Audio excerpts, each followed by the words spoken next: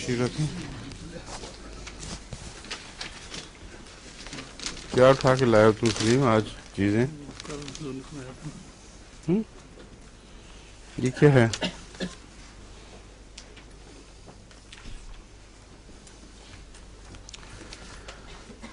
سب سے پہلے تو ایک رپورٹ جو ٹرانسفرس بچوں کے متعلق تجربے کا کہا تھا، اس سلسلے میں مل گئی ہے ایک رپورٹ. حفیظ بھٹی صاحب آپ بھیجیے. ہاں، آپ کے ڈاکٹر کے خلاف ہے پھر بھی بھیج دیا آپ نے. بڑی آپ کی شرافت ہے. میں نے تجویز کیا تھا کہ میرے خیال میں کولوفائلم کو کام کرنا چاہیے اس میں، اور انہوں نے اپنے ڈاکٹر سے پوچھا تو اس نے کہا آرنی کا کام کرتا ہے.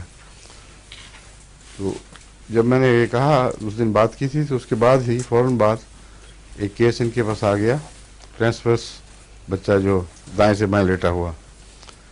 اس پر انہوں نے فوراً اس کو آرنی کا دی، لیکن کوئی کام نہیں کیا. پھر کولوفائلم کی 2 خوراکیں دی تو بالکل بچہ دردیں شروع ہوئیں، بچہ بالکل نارمل ہوا، کسی اور چیز کی ضرورت نہیں پڑی، ڈلیوری ٹھیک ہو گئی. خدا کے فضل سے ہو سکتا ہے کہیں آرنی کا بھی کام کرے، مگر کولوفائلم تو ضرور کچھ نہ کچھ حرکت کرتا ہے. ایک دفعہ تو سیدھا بٹھا دیا تھا اس نے بچہ، لیکن اس کے بعد اور اگر اونچی طاقت دے دیتے مثلا تو ہو سکتا ہے پھر وہ حرکت پیدا کر دیتا، یا آرنی کا علاوہ دے دیتے. تو ابھی تجربے جاری رہنے چاہیے اس سلسلے میں. 4 خوراکیں دی تھی. ہیں؟ 4 خوراکیں آرنی کا کی. اچھا، اور 2 اس کی کولوفائلم کی تو نے دی تھی؟ آپ سے میں نے پوچھا تھا نا. انہوں نے ایک ہی دی خوراک، میں نے پوچھا ان سے. اچھا، نہیں، میں نے ان کی وائف سے بات یہ ان کی گواہی پکی ہے. آپ خام خواہ اپنے آپ کو شرمندہ نہ کرائیں. فون کر کے کہتے ہیں میں وائف سے خود پوچھا ہے، وہ کہتی ہیں 4 آرنیکا کی لی تھی، جب ناکام ہوئی پھر کولوفائلم کی 2 لی ہیں، پھر وہ ٹھیک ہو گیا. جی، آدھے 1 گھنٹے میں فارغ ہو گئی. ماشاء اللہ، یہ بھی ایک اس کے علاوہ بات ہے. کولوفائلم میں عموماً سہولت پیدا ہو جاتی ہے ڈلیوری میں. یہ تو بہت لمبا تجربہ ہے، اور بعض ڈاکٹر تو روٹین پہ کولوفائلم 30 دلواتے ہیں آخری 15-20 دن مہینے کے اندر، اور اچھی پریکٹس ہے یہ، کیونکہ کافی سہولت پیدا پلسٹیلا میں بھی یہ خوبی بیان کی جاتی ہے. مگر پلسٹیلا میں بھی میں نے دیکھے فرق پڑتا ہے، لیکن کولوفائلم زیادہ گہری ہے پلسٹیلا سے اس معاملے میں. کہیں اگر وہ یوٹرس کی گردن شکنجے میں آ گئی ہو تو پلسٹیلا نہیں کھول سکتی، مگر کولوفائلم میں خدا کے فضل سے طاقت ہے. اس کی پوزیشن بچے کی ٹھیک کرنے کے لیے کولوفائلم، لیکن عام طور پہ یہاں پہ پہلی یا دوسری پریگنسی میں ڈلیوری میں یہ ایپیزوٹمی کر دیتے ہیں عام طور پہ، تو اس میں آرنی کا بہرحال دینی چاہیے ضروری. ہاں بالکل ٹھیک ہے.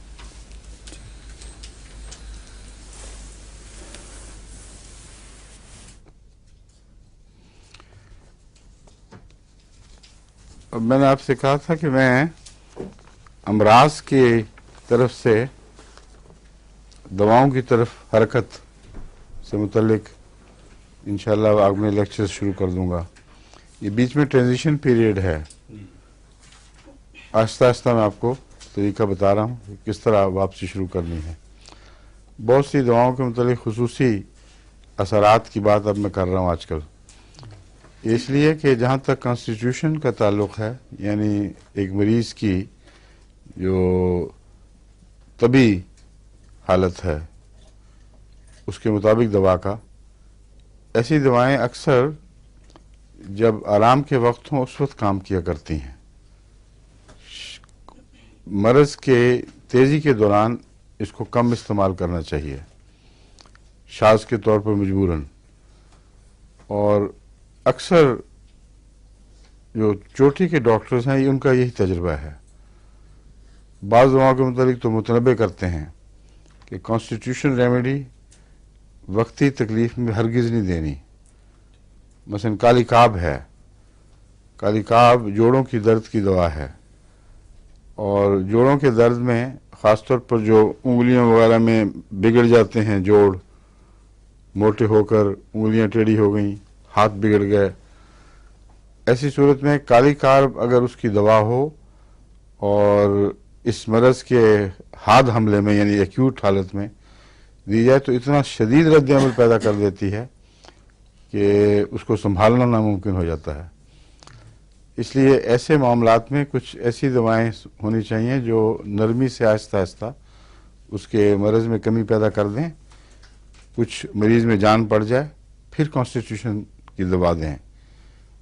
एल्यूमिना है, अब ये बहुत से जो इसके बवासीर के केसेस में ये होम्योपैथिक है, क्योंकि इसमें भी बवासीर के मादा पाया जाता है बहुत, और आजकल चूँकि एल्यूमिनियम के बर्तनों का रिवाज बहुत है इसलिए बहुत डॉक्टर्स का ख्याल है कि बवासीर जो आम हो रही है उसकी एक वजह एल्यूमिनियम है। जहाँ हमारे मुल्क में मिट्टी की हांडियाँ मिलती हैं उनकी तरफ वापस जाना चाहिए। सबसे अच्छा खाना मज़े के लिहाज से भी मिट्टी की हांडी में पकता है, क्योंकि उसका मोटे दल की मिट्टी की हांडी पतली हो नहीं सकती वरना टूटने का खतरा है उसका, मोटे दल की होती है। और जिस तरह स्टील मोटे दल की हो तो उसमें खाना निस्बतन बेहतर पकता है, मगर जल्दी जल भी जाता है एक दफ़ा गर्म हो जाए। मगर मिट्टी की हांडी में खूबी ये है कि इसकी आग से दुश्मनी है, शुरू से ही चली है आदम के ज़माने से इसलिए ये जलाती नहीं है, ये खूबी है, सहज पकाती है। तो हमारे मुल्कों में पता नहीं क्या वजह खामखा मिट्टी की हांडियाँ छोड़ दी, उसके नए डिज़ाइन बनाने चाहिए, उनकी गर्दनों पर पकड़ कर उठाने के लिए चिमटे लग जाएं मॉडर्न तरीके पे, दोनों तरफ से उठाने के लिए तरीके हो जाएं। तो अरबा में भी हमारे हैं कई ऐसे मिट्टी के काम बर्तन बनाने वाले, उस पर तजर्बा करना चाहिए, उसको आम कर दें तो सेहत के लिए इससे अच्छा खाना नहीं है जो मिट्टी की हांडी में पके, वरना हर मेटल में कोई ना कोई असर होता है। वरना फिर स्टील या तामचीनी का भी कहते हैं लोग, उसके ऊपर चढ़ जाए, मगर वो है ही फजूल सी चीज़, चिप ऑफ करती रहती है, बेहुदा सी चीज़ है, मज़ा भी ऐसा नहीं बनता उसमें। तो बहरहाल अगर ऐसे बर्तन इस्तेमाल करने लाजिम हों जिस मुल्क में ये मिट्टी के बर्तन मुहैया ना हो, वहाँ बेहतर यही है कि स्टील के बर्तन इस्तेमाल किए जाएँ। और उसके अलावा भी हमारी बहुत सी चीज़ें जो हम मार्केट से बनी बनाई ख़रीदते हैं उनमें एल्यूमिनियम ज़रूर इस्तेमाल हुआ होता है। कई प्रिजर्व्ड फूड हैं जो पैकेज के तौर पर मिलते हैं, उनमें भी एल्यूमिनियम इस्तेमाल हुआ होता है, वो जो बड़े बड़े कैन्स एल्यूमिनियम के उनमें बनते हैं, इसलिए मफ़र नहीं है। तो बेहतर यही है कि राइजिंग पोटेंसी में कुछ लोगों को एल्यूमिनियम दे के देखा जाए जब वो सेहत ठीक हो उनकी, फिर देखें दूसरी बीमारियों पर इसका क्या असर पड़ता है।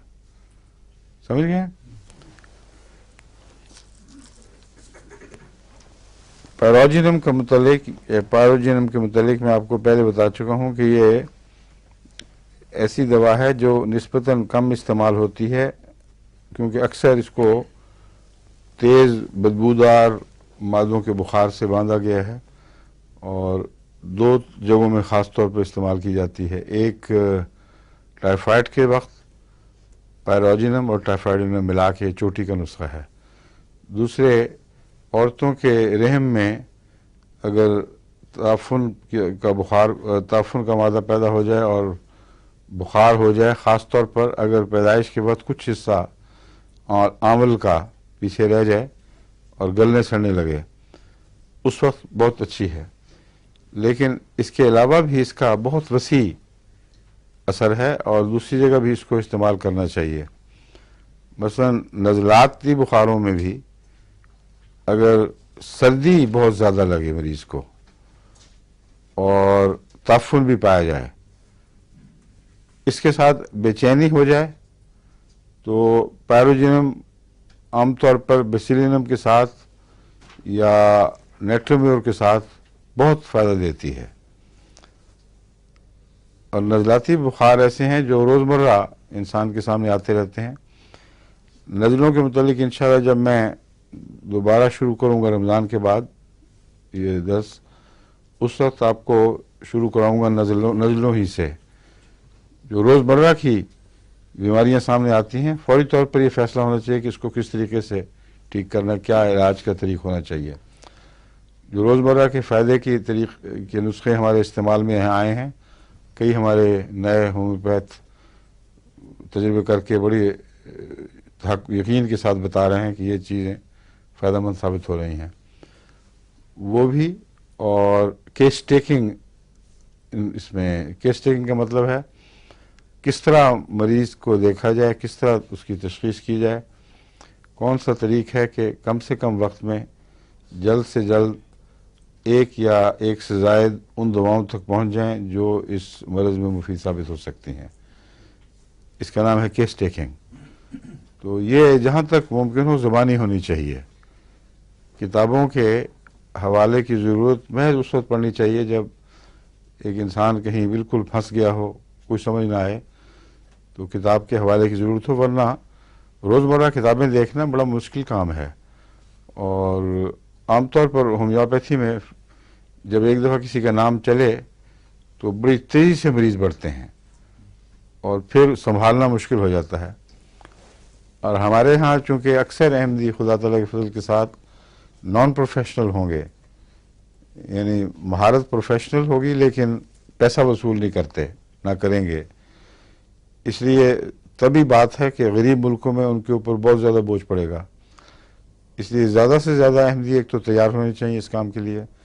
दूसरे, चूँकि अपने काम उन्होंने अपनी रोज़ी कमाने के लिए दूसरे करने हैं, इसलिए बेहतर यही है कि वो अपने याददाश्त पर ज़्यादा इन्हिसार करें और कम से कम ज़रूरत पड़े उनको किताबें कंसल्ट करने की, क्योंकि किताबों के हवालों की एक दफ़ा आदत पड़ जाए तो होम्योपैथ उस चक्कर से निकलता ही नहीं।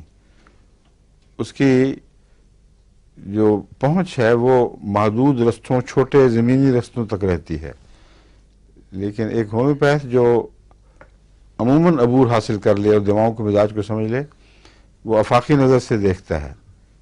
जैसे एक परिंदा देखता है तो उसको सारा वसी मैदान दिखाई देता है, कहाँ क्या हो रहा है, और उसके लिए इंतखाब करना कि कहाँ उतरूं और किस चीज़ को पकड़ूं, ये बहुत आसान है। लेकिन जो जंगल में चल रहा है ज़मीन के साथ, उसको उसकी वसी नज़र नहीं होती। तो किताबों के हवाले से आगे बढ़ने वाला डॉक्टर अमूमन झाड़ों, जंगल में, झाड़ियों में चलने वाला डॉक्टर है। वो भी ताक लेता है बाज़ दफ़ा, मगर ज़रा मेहनत करनी पड़ती है। लेकिन आफाकी नज़र से देखा जाए तो बिल्कुल साफ दिखाई दे देता है कहाँ क्या हो रहा है। झाड़ियों में उतरना हो तो ये भी तो पता हो कि किन झाड़ियों में उतरना है, वहाँ जाके फिर आहिस्ता सफ़र किया जाए। इसलिए बहुत अहम बात है कि होम्योपैथ ऐसे तरीक़ से इलाज करना शुरू से ही सीख ले कि उसकी याददाश्त उसको अक्सर सूरतों में असल दवा तक पहुँचाने में मुमिल साबित हो। और बाज़ सूरतों में मैंने जैसे कि बयान किया, उसको लाजमत किताबें देखनी पड़ेंगी। नई बीमारियां सामने आ रही हैं, उसका तजर्बा अभी पूरा वसी नहीं हुआ, तो उसके लिए वक्त बचाए, फिर जहाँ मेहनत करनी पड़ेगी वहाँ करनी पड़ेगी। लेकिन एक और तरीक़ उसमें यह है कि अपना मुतालिया वसी किया जाए। जो किताबें मुतालिया में आमतौर पर डॉक्टर रखते हैं, वो एलन के की नोट्स हैं या वो लीडर्स है नैश के, और इसी तरह हमारे मुल्क में काशीराम की किताबें बहुत मशहूर हैं, क्योंकि अक्सर होम्योपैथ चुटकुलों की तलाश में रहते हैं। और इसी तरह ड्यूई की किताब भी, क्या नाम है उसका, दिलचस्प है, ड्यूई की किताब जो इस मददगार है केस टेकिंग वगैरह में। थेराप्यूटिक्स, हाँ, थेराप्यूटिक्स पता नहीं, जो भी है, बाहर ड्यूई मशहूर है, बहुत अच्छा डॉक्टर है। तो ये किताबें उनके तजर्बे का माहसल आसान तरीक़ पर पेश करती हैं, मगर बसा औक़ात नज़र को महदूद भी कर देती हैं और आदमी चंद दवाओं का ग़ुलाम होकर रह जाता है। आबिद हुसैन ने भी इस तरह बड़ी खिदमत की है, मगर उसमें भी यही मुश्किल है کہ 2-4 दवाओं के चक्कर में आदमी फंस जाता है और वसी नज़र से नहीं देख सकता। वसी नज़र पैदा करने के लिए मटीरिया मेडिका मुख्तलिफ़ किस्म के पढ़ने लाजिम हैं, और उनमें जो सबसे आला दर्जे का है वो तो कैंट है। उसके अलावा जो बड़े बड़े मटीरियल मेडिकल हैं रोज़मर्रा में, मसलन बोरिक का मटीरियल मेडिका, उसकी पोटेंशियों पे ज़्यादा ना जाएं, मगर वो बहुत क्लार्क का मटीरियल मेडिका जो अंग्रेज़ी गालिबन अंग्रेज़ी है, उसमें बड़ी कसरत से दवाएं हैं और छोटे छोटे साथ साथ नुस्खे भी दर्ज होते हैं, मगर अक्सर उसमें पोटेंसी बहुत ही छोटी होती है, वो ज़मीन की तरह घिसट के चलता है, और उस पोटेंसी में महदूद रहना बड़ी गलती होगी। कई ऐसी उसने दी होती हैं, मतलब 1x 2x, जिसमें 200,000 बहुत बेहतर काम करती हैं। तो पोटेंशियल को हिस्से को सरेदस्त भूल जाएं, उसमें अपने तौर पर जहन वसी रखें कि जब ज़रूरत पड़ेगी छोटी पोटेंसी से शुरू करने तो करें, मगर जल्द दूसरों की तरफ मुंतकिल हों। बाज़ इस सिलसिले में एक रूटीन इस किस्म की बना लेते हैं, मसलन कि एक दिन 30 दी, दूसरे दिन 200, तीसरे दिन 1000 और केस बंद। मसलन इस सिलसिले में सॉल जो दवा है उसके मुतालिक बाज़ डॉक्टर्स कहते हैं कि इस तरह दी जाए तो बहुत अच्छा असर करती है। सॉल का पता क्या चीज़ है? सोलर एनर्जी, ठीक है। सोलर एनर्जी से जो दवा बनती है वो जिल्द की बाद ऐसी बीमारियों में बहुत मुफीद साबित होती है जिनमें बाज़ दफ़ा रोज़मर्रा की तजुर्बाशुदा दवाएं भी काम नहीं करती। आमतौर पर इसका असर हाथों और पाँव के छालों और पस्चूल्स, पस की छोटी छोटी गुठलियाँ सी बनी हुई होती हैं, उनमें बहुत मुफीद है। हाथ और पाँव के छालों में अगर बड़े हों और वीपिंग एक्जिमा हो तो रस्टॉक से बेहतर कोई दवा मेरे तजुर्बे में नहीं आई। 1000 में एक हफ्ता के वक्फे से 2 या 3 खुराकें देने के बाद अमूमन अगर मरीज़ ठीक ना हो फौरी तौर पर तो बाद रद्द अमल दिखाता है, और रद्द अमल में एकदम सब कुछ भड़क उठता है, लेकिन चंद दिन के अंदर अंदर रद्द अमल खुद ब खुद दबता है। हफ्ते के बाद फिर दोबारा दें, फिर रद्द अमल होगा तो पहले से लाजिमन कम होगा, और अगर कम ना हो तो फिर ये दवा गलत है। एक रद्द अमल के बाद दूसरा रद्द अमल अगर बढ़ जाए तो इसका मतलब यह है कि मिलती जुलती दवा तो है, मगर इस कुछ और पेचीदगी ऐसी है जिसकी वजह से दवा उस पर कब्जा नहीं कर सकती, फिर दूसरी चीज़ों की तरफ मुंतकिल होना चाहिए। और हाथ पाँव के छालों से इसका भी बहुत ताल्लुक़ है, सॉल का और फास्फोरस का भी, और हाथ पाँव की उंगलियों के एक्जिमे से नेट्रम सल्फ का भी बहुत ताल्लुक़ है, मगर वहाँ नेट्रम सल्फ छोटी ताकत में ज़्यादा मुफीद है। मतलब उंगलियों के दरमियान बाजों को एक्जिमा होता है, वैसे मरीज़ साफ़ सुथरे हैं, मगर वो एक्जिमा बहुत तंग करता है उनको, साथ उंगली के साथ उंगली नहीं लगती, और कुछ कुछ उसमें से मवाद भी रिश्ता रहता है। तो जो हल्का मवाद रिश्ता है उसमें नेट्रम रस्टॉक्स का कोई काम नहीं। रस्टॉक्स में एक भड़क पाई जाती है, एकदम छाला उठेगा और शदीद बेचैनी पैदा हो जाती है। हाँ, जलन भी बहुत है उसमें। इस नेट्रम सेल्फ में जलन से ज़्यादा खुजली है। ऐसी सूरत में जो ख़ास दवाएं अमूमन तजुर्बे में अच्छा काम करने वाली हैं, उनमें जैसा कि मैंने बयान किया नेट्रम सेल्फ भी है, फास्फोरस भी है, और सॉल बहुत अच्छी है। सॉल के मुतालिक मुझे ज़ाती तजुर्बा नहीं हुआ कभी, क्योंकि ये मैंने मंगवाई हुई, अब तक इस्तेमाल नहीं की। आ गई है? हाँ, हमने ट्राई भी की लेकिन अभी रिजल्ट का नहीं पता। हाँ, लेकिन मुझे मिल जाए तो फिर मैं अपने मरीजों पे जिनको मैं बात देखता हूँ तजुर्बा करके आपको बताऊंगा कि किस तरह इसको इस्तेमाल करना है। बेहतर जी।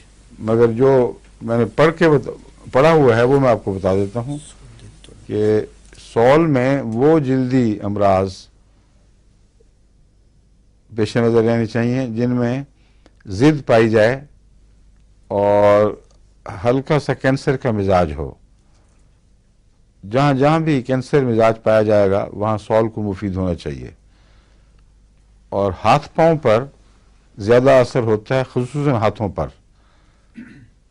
اور اس کی ایک وجہ یہ بھی ہو سکتی ہے کہ ہاتھ اکثر ایکسپوز رہتے ہیں، وہ سورج کے سامنے زیادہ رہتے ہیں، اس لیے وہاں بد اثر زیادہ ہو جاتا ہے. جو لوگ جرابیں نہیں پہنتے گرمیوں میں، ان کے پاؤں پر بھی سورج کی روشنی کا زیادہ اثر پڑتا ہے. اس لیے سال کو اکثر ان کے ساتھ آپ ملا کر دیکھیں. اور سال میں بچوں کے اندر کچھ غصہ اور اریٹیبلٹی بھی پائی جاتی ہے، وہ اس کی طرف آپ کو لے جائے گی. بچوں کے معاملے میں اگر اریٹیبلٹی ہو اور اسی قسم کی امراض جیسی سال میں ہیں جلد پہ پائی جائیں تو ان میں ایک اور بہت اچھی دوا ہے ٹیرنٹولا ہسپینیا. ٹیرنٹولا میں ہر قسم کے امراض جلدی ملتے ہیں، لیکن جو خاص پہچان یہ ہے کہ اگر بچہ عام طور پر نرم مزاج بھی ہو تو بھڑک کر توڑ پھوڑ کی طرف مائل ہونے کا رجحان اس میں پایا جاتا ہے. یعنی اچانک اپنی کتابیں پھاڑ کے پھینک دے گا، رجسٹر پھاڑ دے گا اور کوئی چیزیں توڑ پھوڑ دے گا، حالانکہ نارملی عام طور پر وہ ایسا مزاج کا نہ ہو. تو یہ خاص ٹیرنٹولا کی علامت ہے. ٹیرنٹولا کا مریض ٹھنڈا بھی ہوتا ہے اور اگر ہمیشہ بھڑکے نہ بھی تو ایک ہلکی ضد اس کے اندر ضرور پائی جاتی ہے. بڑے مریضوں میں بھڑک اٹھنے کے علاوہ فین کرنا، یعنی مصنوعی طور پر کچھ کر کے بخار بنا لینا، مصنوعی طور پر بے ہوش ہو جانا، یہ بھی ٹیرنٹولا کا خاص حصہ ہے. بس جہاں اچانک بھڑک اٹھنا اور جھوٹ موٹ بیماری بنا لینا، یہ دو باتیں اکٹھی ہو جائیں اور جلد کی امراض ایسی ہوں جیسا کہ میں بیان کر رہا ہوں، تو اس میں ٹیرنٹولا بہت مفید ثابت ہوتی ہے. جلدی امراض میں بھی پیروجن کی ضرورت پڑتی ہے. پیروجن وسیع اثر دوا ہے، مگر خون کی رگوں پر، خصوصاً نیلی رگوں پر اس کا زیادہ اثر ہے، اسی لیے پائلز میں بہت مفید ہے. ایلومینا کی طرح نہیں ہے، اس کا مزاج اس سے مختلف ہے. پیروجنم انتڑیوں کی، پائلز کی یوں کہنا چاہیے کہ انتڑیوں کی بیماریوں میں بہت مفید ہے، جو کنارے تک اوپر سے لے کے نیچے تک اثر انداز ہوتی ہے. اور بعض دفعہ ایسے ملیریا میں بھی اثر دکھاتی ہے جو عام طور پر دوسری دواؤں سے قابو نہ آ رہا ہو. اس کی خاص پہچان یہ ہوگی کہ شدید سردی لگتی ہے پیروجنم کے مریض کو، اور بے چینی آرسنک سے ملتی ہے.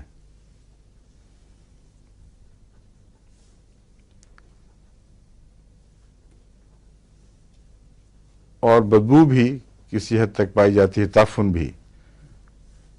سورائنم جتنا تو نہیں مگر کچھ پایا جاتا ہے. سورائنم میں بھی کچھ پیروجنم کی علامتیں اس طرح اکٹھی ہو جاتی ہیں کہ وہ بھی تعفن کی دوا ہے. اور اس میں ایک علامت یہ ہے کہ جلد میں ہر جگہ سے، سانس سے، ہر چیز سے بدبو ضرور آتی ہے، جبکہ پیروجنم میں ہر جگہ سے بدبو نہیں آئے گی. اس کا فضلہ بدبودار ہو جائے گا کیونکہ انتڑیوں کے اندر انفیکشن ہے، یا رحم کے مادے جو خارج ہوتے ہیں ان میں بدبو پائی جائے گی، حیض کے خون میں بدبو آ جائے گی، نفاس کے خون میں بو آ جائے گی.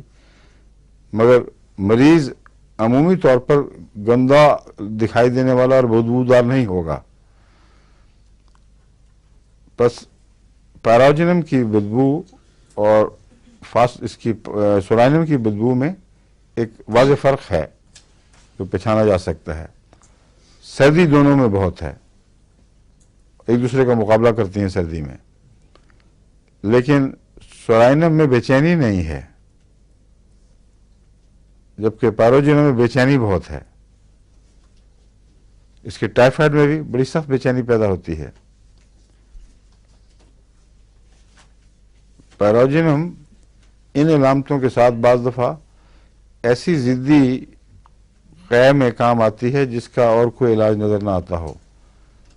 इसमें सख्त सर्दी के साथ क़ै भी पाई जाती है।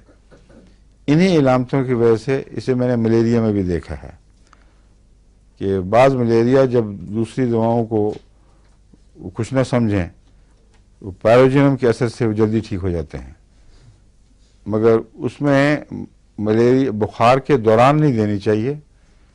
जब टूट रहा हो या टूट चुका हो तो बीच के वक्फे से देनी चाहिए और ऊंची ताकत में देनी चाहिए, 1000 में, 200 कम से कम, वरना फिर 1000 में। तो एक ही खुराक बाज़ दफ़ा मरीज के अंदर नुमायाँ तब्दीली पैदा कर देती है। ब्रोंकोनिमोनिया में भी पैरोजिनम बहुत चोटी की दवा है। और फास्फोरस से मैंने बताया था ना, फास्फोरस से भी कुछ मिलती है। किन चीज़ों में? किडनी की खारिश। मैंने सॉल का कहा था कि वो हाथों के एक्जिमे में फास्फोरस से मिलती है, पाँव के एक्जिमे में भी। लेकिन पैरोजिनम फास्फोरस से इस तरह मिलती है कि इसमें भी भड़कन वाली प्यास लगती है। पैरोजिनम में जब बीमारी बढ़े तो प्यास बहुत बढ़ जाती है और सोराइनम में भूख लगती है, और ये फर्क दोनों में बड़ा नुमाया है। आमतौर पर बीमारी में भूख मर जाती है, मगर सोराइनम का मरीज कुछ खाने को चाहेगा, और पैरोजिनम वाला इसकी प्यास बुझती नहीं, मगर जो ही पानी मैदे में गर्म हुआ क़ै हो गई। बस ठंडे पानी की प्यास और पानी ज़रा गर्म हो तो उसे उलट दे, ये फास्फोरस की तरह इसमें भी पाया जाता है।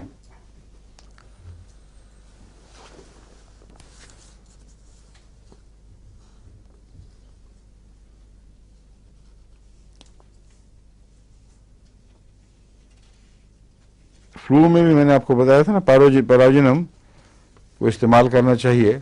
इसकी तफसील में फिर मैं बाद में बताऊंगा, लेकिन याद रखें कि पैरोजिनम अगर मिक्स करके दी जाए किसी बेसिलिनम वगैरह या इन्फ्लुएंजिनम के साथ मसलन, तो काफ़ी मुफीद साबित हो सकती है। और नोट्स जो हैं आपको कुछ बताऊं। हाँ, मिर्गी में ड्रोसरा भी इस्तेमाल करना चाहिए, बाज़ औक़ात बहुत मुफीद साबित होता है।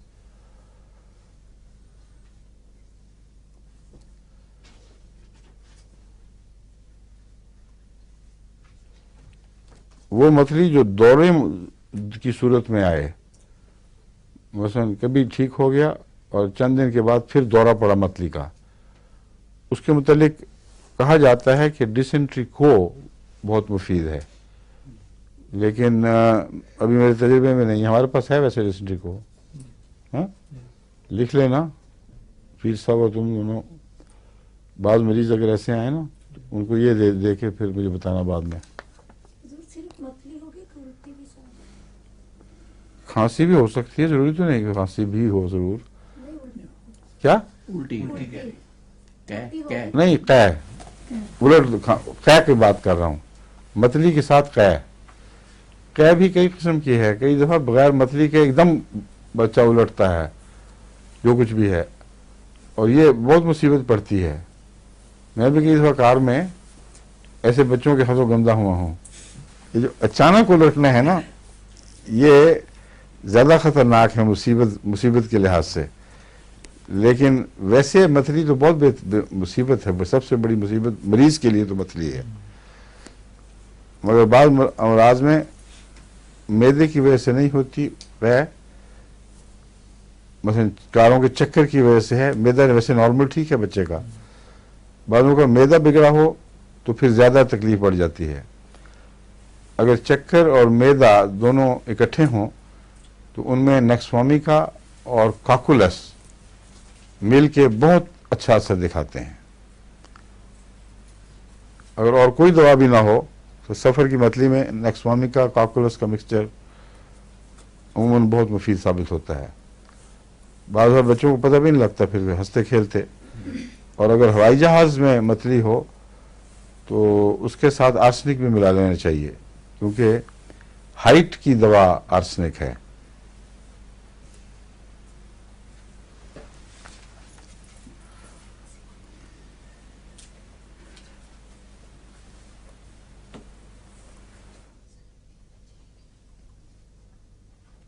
جلنے کی بتا چکا ہوں نا آپ کو. خوف جو بچوں کے دل میں بیٹھ جائیں ان کے متعلق بتایا آپ کو میں نے پہلے. جی کیا کیا دوائیں ہیں بتائیں. آپ نے بتایا تھا کہ جلنے کے بعد اگر کوئی بچہ پڑھنا چھوڑ دے، میں تو خوف کی بات کر رہا ہوں. خوف رہ ہاں جائے، ہاں وہ ٹھیک ہے، پھر خوف رہ جائے تو کاسٹیکم اس کو دیں اس وقت. وہ ٹھیک ہے. اور اگر غم دبا ہوا ہے اور سورائسس ہو جائے تو گریپ فائٹس بھی آپ نے بتایا تھا. اوپیم اوپیم بھی، اوپیم بھی مفید ہے. آرمیٹ بھی. آرمیٹ کس کے لیے؟ سورائسس گول گول دائروں کی شکل میں سورائسس کی بات نہیں کر رہی ہیں. خوف کے نتیجے میں، دبنے کی صورت میں اگر خوف کے نتیجے میں سورائسس ہو تو اس میں آرمیٹ اچھی ہے. گول دائرے، ہاں وہ گول گول چھلوں کی صورت میں بنتا ہے. ایک اور دوا کے متعلق بیان کیا جاتا ہے کہ وہ بھی مفید ہے، کارسینوسین، جی اگر خوف کا بد اثر ہو تو. بتایا بتایا تھا نا. اور ایسا بچہ جو اکیلے سے گھبراتا ہو ہسپتالوں وغیرہ میں، مثلا جواب دے جائے میں نہیں ٹھہرنا، سخت ڈرتا ہو. ایک ہے خوف کے بد اثرات، ایک ہے بعض حالتوں میں خوف پیدا ہونا. اس کے لیے فاسفورس 200. ہاں جی.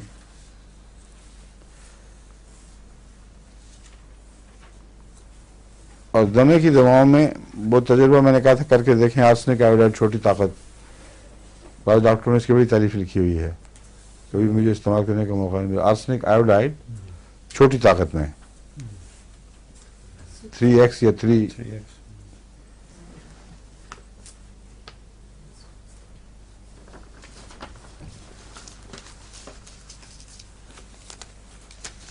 اب وہ خط مل گیا ہے جاپان والا، حافظ امجد صاحب والا.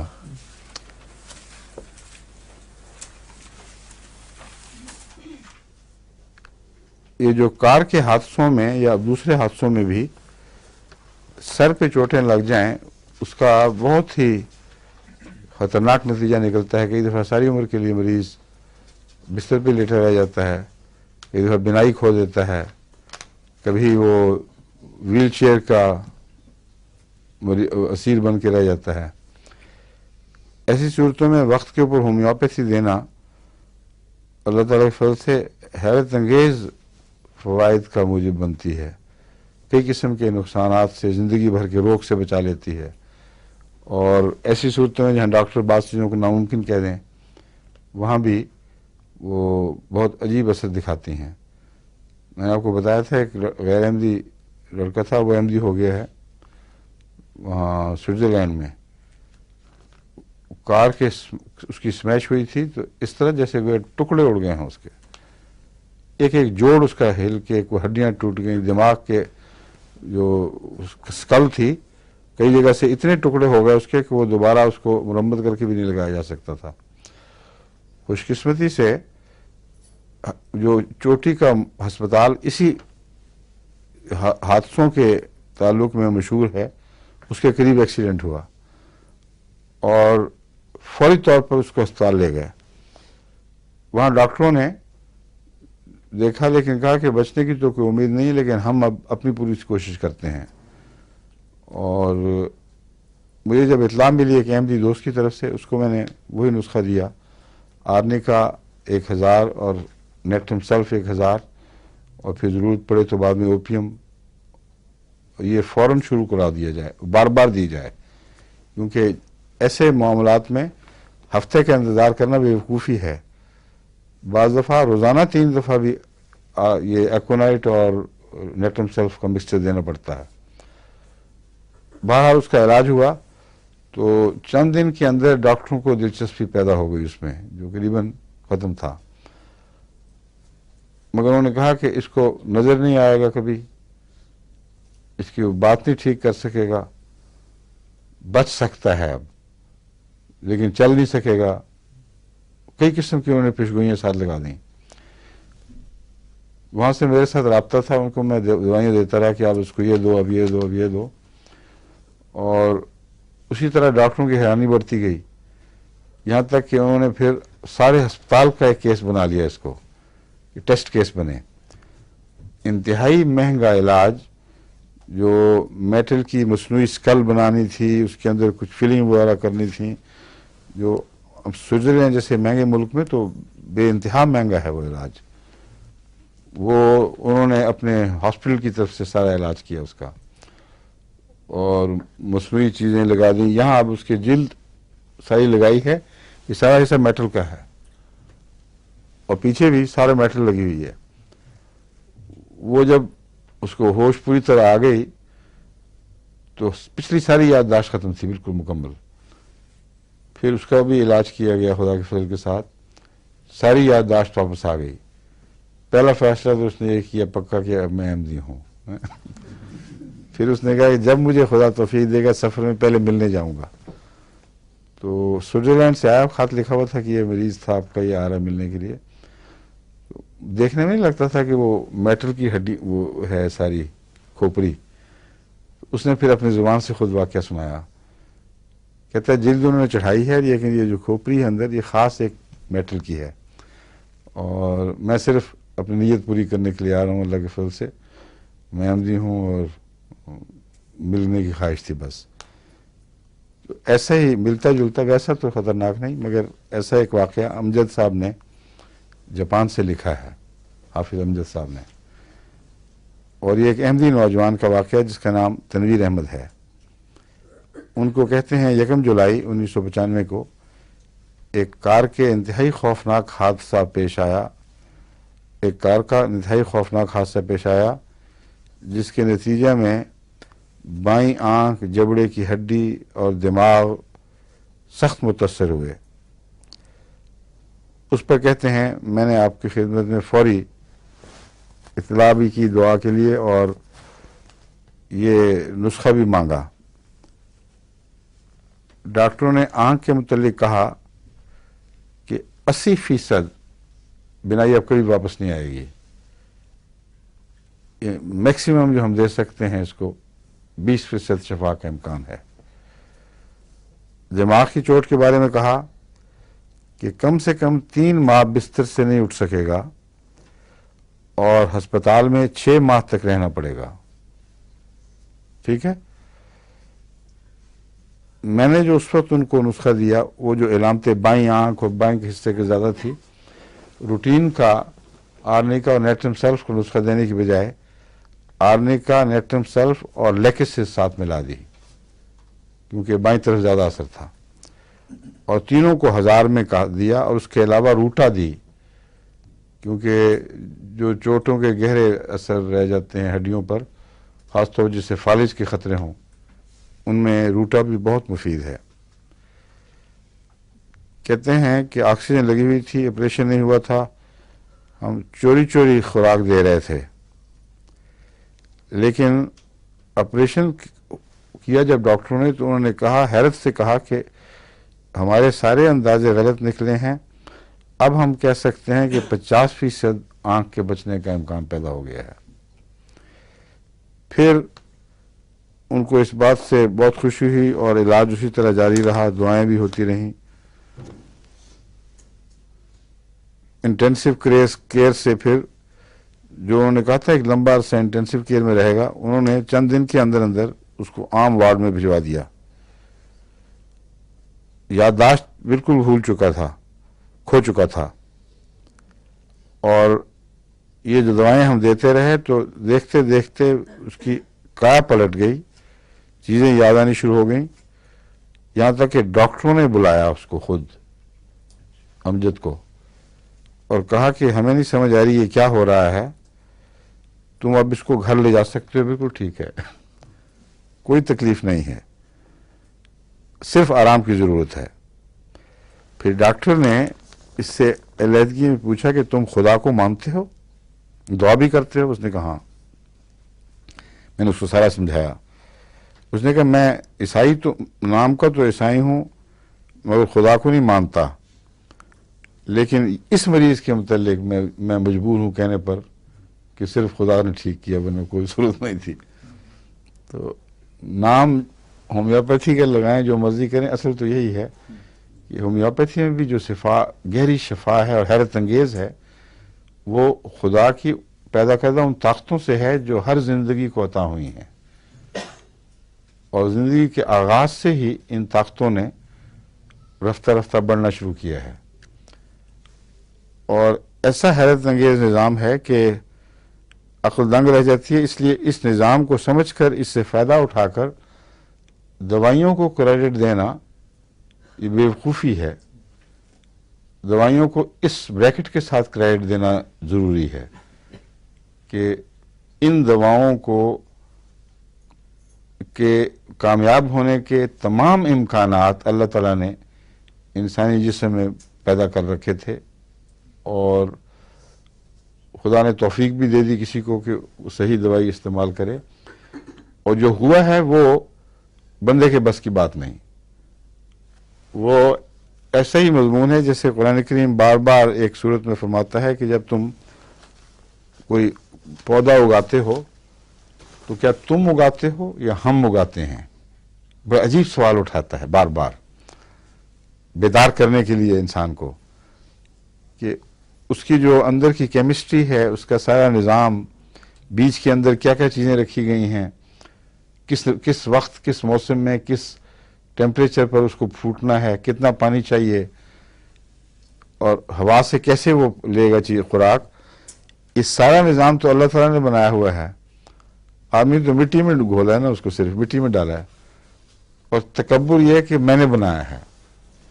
تو اللہ تعالیٰ وہ ایسے مضامین بیان کرتا ہے جس کے اندر بہت گہرائی ہے, اور سوال صرف یہ اٹھاتا ہے کیا تم کرتے ہو یا ہم کرتے ہیں. تو ہومیوپیتھی میں بھی بڑے زور کے ساتھ, بڑی قوت سے یہی سوال ہر دفعہ اٹھتا ہے. اور یہ جو نظام ہے, اس میں ایک ضمناً بات ایک اور بتا دوں, پتہ نہیں میں نے پہلے بتائی تھی کہ نہیں. جس دفاعی نظام سے ہم فائدہ اٹھاتے ہیں, اس کے بعض ایسے پہلو ہیں جن کی ان اسپیشلسٹ کو بھی آج تک سمجھ نہیں آ سکی جو اس کے چوٹی کے ماہر ہیں, یعنی طبی رد عمل کا نظام. وہ یہ ہے کہ ایک وہ انسانی جسم میں ایسے کارخانوں کے امکانات موجود, ایسے کارخانوں کا بنیادی مادہ موجود ہے جن کو کئی لاکھ بیماریوں کے دفاع میں معین ضرورت کا دفاعی مادہ تیار کرنے کی صلاحیت موجود ہے. ان میں صلاحیت ہے. ہر مرض جو ہم پر حملہ کرتی ہے اس کے جواب میں ایک خصوصی اینٹی باڈی بنتی ہے. یہ مطلب نہیں ہے کہ اکٹھے اینٹی باڈی بن گئی جب سب ختم ہو گیا جواب. جب تک اسپیسیفک انفارمیشن ٹی سیلز کو نہ ملے اور پھر آگے وہ منتقل نہ ہو اس میں گودے کے مادے میں یا جہاں جہاں بھی وہ دوائیں بن رہی ہیں, کہ اس وقت مرض کی یہ کیفیت ہے کہ یہ اس قسم کے جراثیم ہیں یا اتنی مختلف قسم کے جراثیم ہیں, ان کی شکل, ان کا ناپ یہ ہے, ایگزیکٹ ناپ بھیجنا ضروری ہے.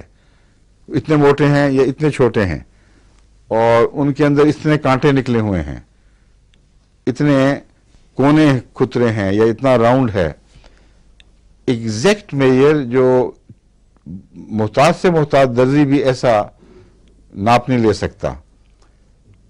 وہ پیغامبر سیل جو غالباً RNA اس میں کام آتے ہیں, وہ پہنچاتے ہیں پہلے بعض گلینڈز کو جو اس کام کے لیے مقرر ہیں, اور وہ چیزیں موجود نہیں ہیں. وہ سپاہی جنہوں نے جوابی کارروائی کرنی ہے ابھی وہ پیدا ہی نہیں ہوئے. لیکن ان کو بین ہی اس طرح پیدا کرنے کا نظام، اس کی پوری سہولتیں موجود ہیں.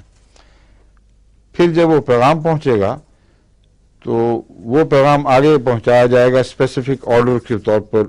آرڈر بک نوٹ تیار کیا جاتا ہے نا اسپیشل، کہ یہ آرڈر ہے، تم نے یہ بنانا ہے.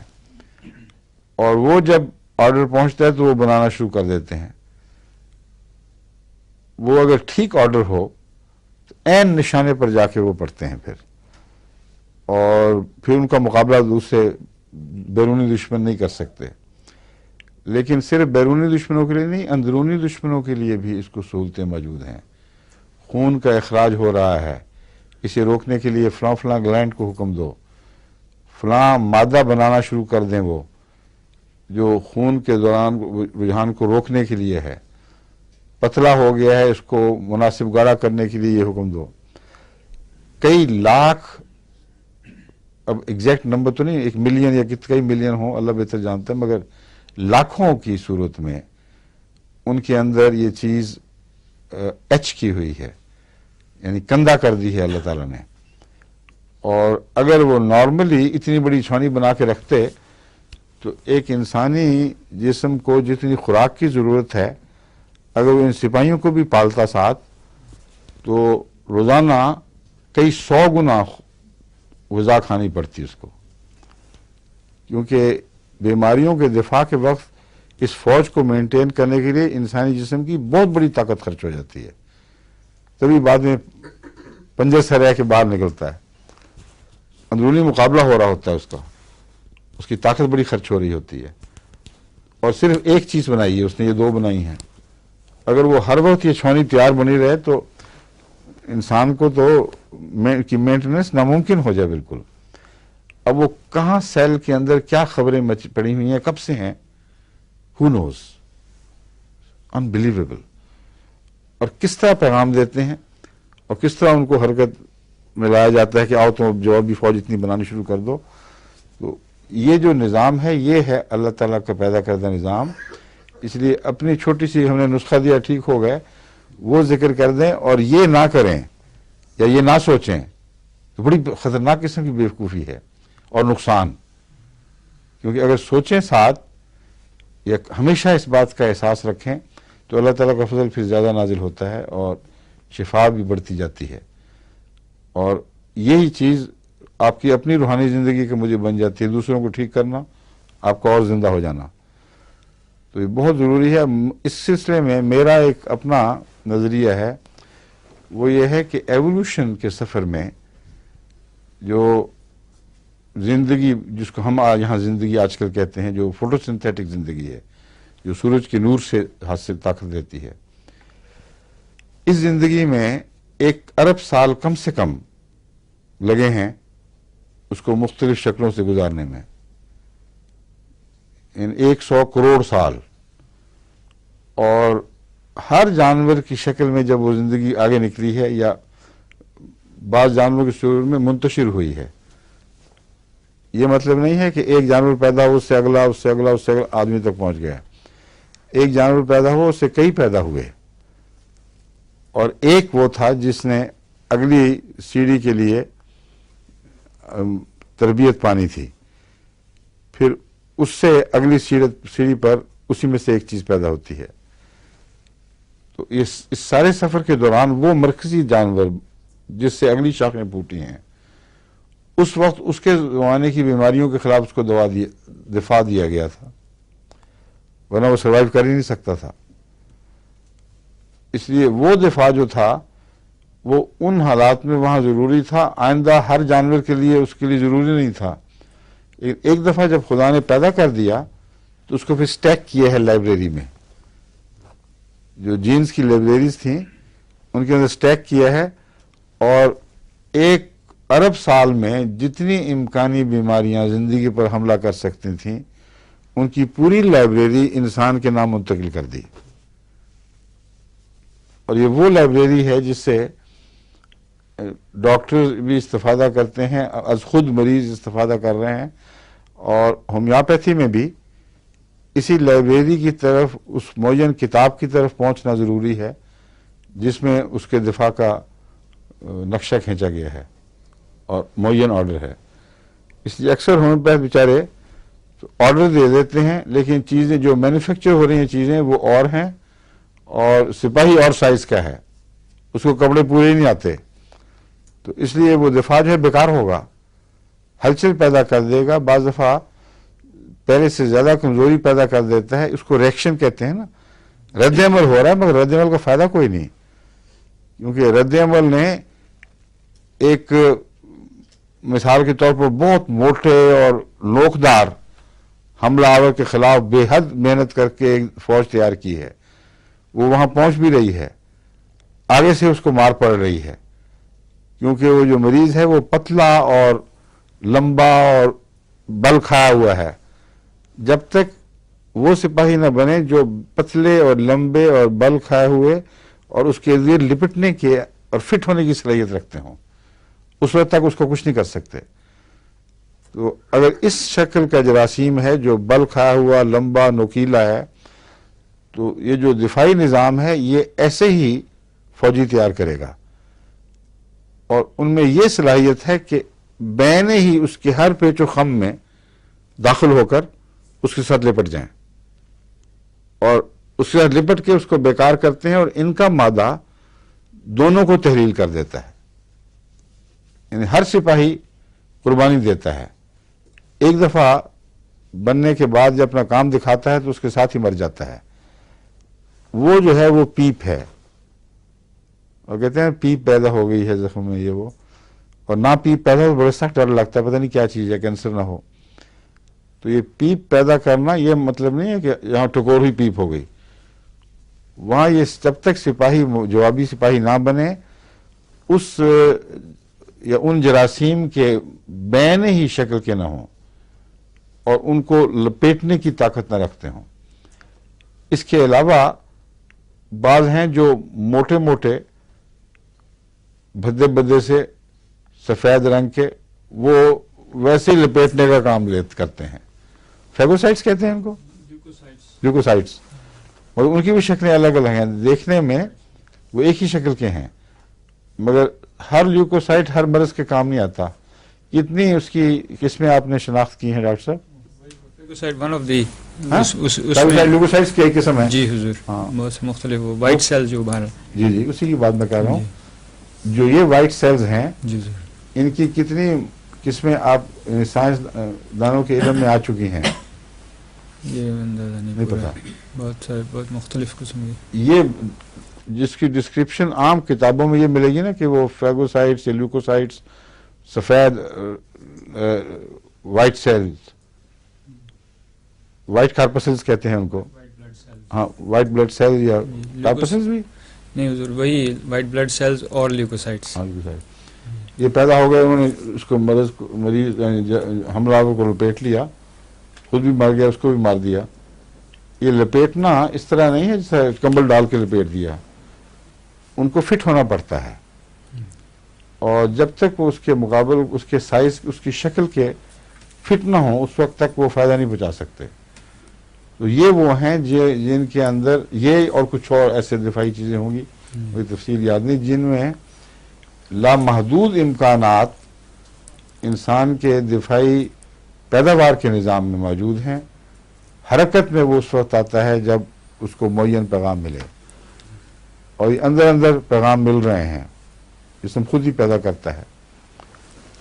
اس کے کیس میں بھی جو وہ کہتے ہیں, میں اگلا باقی حصہ سناؤں. ہاں سب سے بڑی بات تو یہی کہ اب وہ مریض اللہ تعالیٰ کے فضل سے بالکل ٹھیک ہو چکا ہے, اور ڈاکٹر حیران رہ چکے ہیں گئے ہیں سارے ہسپتال کے. وہ کہتے ہیں نظر اس کی نہ صرف یہ کہ واپس لوٹ آئی ہے بلکہ بہت معمولی نقصان ہے. اس کو جو شیشہ لگایا انہوں نے, ڈاکٹر صاحب کو پتہ لگے گا اس کا کیا مطلب ہے, مجھے تو نہیں سمجھ آئی. وہ کہتا ہے ڈاکٹر حیران رہ گیا کیونکہ نمبر اس کا 00.06 ہے. بہت تھوڑا سا, بہت ہے. یو نو بیٹر ہے, بالکل. جس کو کہتے تھے کہ 80% آنکھ کے ضائع ہونے کا ہمیں غالب یقین ہے, یہ غالب احتمال ہے, اور फिर 50% पे आ गए और फिर भी कहा कि वो डैमेज रहेगी और गुजारा करेगी। वो कहते हैं डॉक्टर ने जो ईसाई के उसने खास तौर पर ये बात बताई इसको, कहते मुझे समझ नहीं आ रही है हुआ क्या है कि शीशा उसको सिर्फ 0.006 हाँ 0.06 ये बहुत मामूली है। बहुत ही 0.5 इज हाफ ए डायोप्टर। ये भी 1.5 है गालबन, आपका मेरा भी 1.5 है, तो इससे बहुत ही वो बिल्कुल ना होने के बराबर है। कोई चोट लगी थी? नहीं जो बचपन से मगर ये देख ले अल्लाह के फजल से कैसे ये रूटा मैंने तभी दाखिल कराई थी। ये बताना चाहता हूँ रूटा आंख की बिनाई पर बहुत असरअंदाज होती है और चोटों पर भी, तो इसलिए मैंने उसको कहा कि रूटा साथ जरूर शुरू कराना क्योंकि उसने आंख का खतरा बताया है। और ये देखें अल्लाह ने कैसा फजल किया है। एक और तजुर्बा वे लिखते हैं, ये वही खातून वाला जो मैं आपको बता चुका हूँ। वो आखिर उसकी खांसी थी जो पीछा नहीं छोड़ती थी और आखिर उसने मायूस होकर कहा कि अब मैं कभी भी ठीक नहीं हो सकती। उसकी इलामत यह थी कि थोड़ा सा खांसना शुरू करे तो फिर चल सो चल, और फिर बिल आखिर गोया कि वो जिस तरह फंदा पड़ जाता है गले में, वो डोसरा उसने उसको दी और देता रहा। और 1 महीने के अंदर अंदर उसने पैगाम भिजवाया कि अब मुझे खांसी का नामो निशान भी बाकी नहीं रहा। अब नईमा के बाद नुस्खे आपको बता दूं जो पिछली दफा गालबन नहीं बता सका।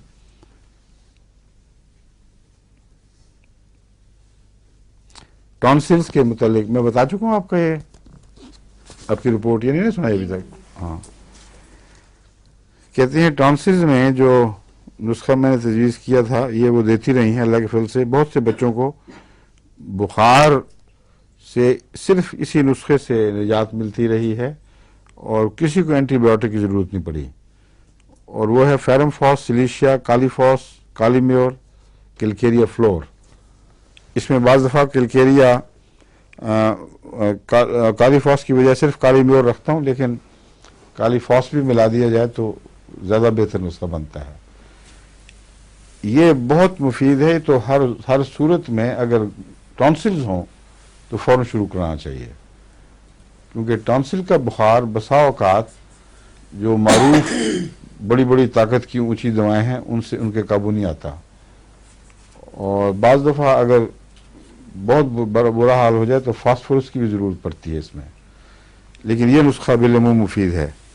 क्योंकि आपने कितना इस्तेमाल किया है इसको नईमा खोखर? हुजूर मैंने भिजवाया तो पता नहीं कई लोगों को है, लेकिन ये मैंने 4-5 औरतों ने मुझे बताया है कि हमारे बच्चों ठीक को है। बिल्कुल शफा हुई इससे। जिनसे आपने पूछा जी उनमें से किसी ने यह भी बताया कि इसके बावजूद हमें दूसरी दवाओं की ज़रूरत पड़ी, इसने फ़ायदा नहीं दिया?